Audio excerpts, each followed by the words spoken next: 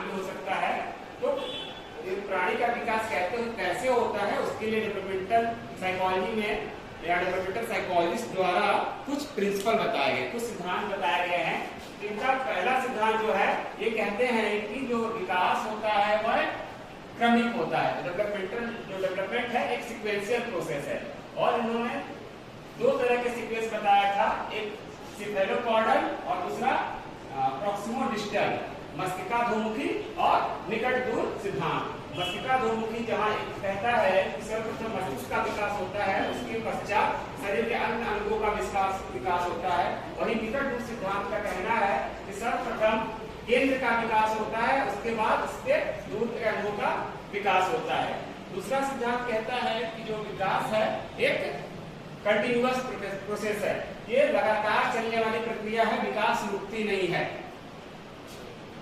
तीसरा जो कह सकते हैं कि सिद्धांत है वो कहता है कि इंडिविजुअल डिफरेंस पाया जाता है, व्यक्तित्व का विकास जो होता है उसमें अंतर देखने को मिलता है। कोई बच्चा हो सकता है कि 3 महीने में गर्दन संभाले तो कोई बच्चा 4 महीने में भी संभाल सकता है, कोई बच्चा 10 महीने में भी चलना शुरू कर सकता है, कोई बच्चे को उससे ज्यादा समय भी लग सकता है।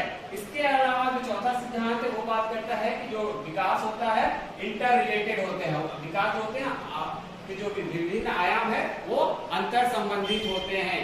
शारीरिक विकास पर हमारे मस्तिष्क का विकास निर्भर करता है। डेवलपमेंट जो होता है नेचर और नर्चर से इन्फ्लुएंस भी होता है, क्योंकि किसी भी व्यक्ति का जो विकास है प्रकृति से पे आधारित होता है और उसको कैसे नर्चर किया जा रहा है। यदि 5वें हम लोग इसके प्रिंसिपल को देखें तो ये कहता है कि जो विकास होता है जनरल टू स्पेसिफिक होता है, सामान्य से विशिष्ट की ओर होता है। पहले हम चीजों को पहले ग्रॉस मोटर एक्टिविटीज डेवलप होता है, उसके बाद फाइन मोटर एक्टिविटीज डेवलप होता है। पहले हम लेटर को सीखते हैं, उसके बाद वर्ड को सीखते हैं, उसके बाद हम सेंटेंस को सीखते हैं। और एक और सिद्धांत है जो बोलता है कि हमारा विकास जो है वो कल्चर और कॉन्टेक्स्ट द्वारा शेप होता है, यानी कल्चर और कॉन्टेक्स्ट भी विकास के क्रम में मैटर करता है।